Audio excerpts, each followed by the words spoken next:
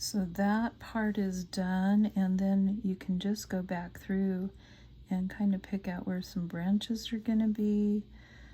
Some of those smaller branches that maybe have died off are sticking out, and they're just dark. You just can kind of pick out your shapes here and there and determine what looks like a likely spot for a branch to be sticking out. And then just wiggle it when you do that.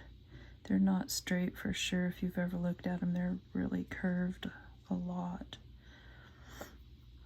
And you want the paint to be pretty wet, have some good water on your brush so that it moves easily.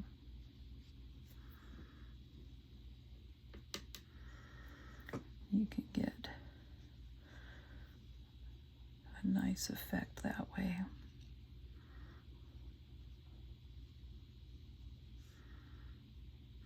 And also, one thing nice with the Aspens too is later, after it dries again some more, I can come back in with the micron pens and do some more darker details in these marks that it seems like all the Aspens have these. And also right here where the trees meet each other, you can put in a nice shaded spot on the one here while leaving a brighter spot on this side, so it makes more of a contrast and the other one stands out against that one more. You can add more blue, more Payne's gray, and get a deeper shadow in there.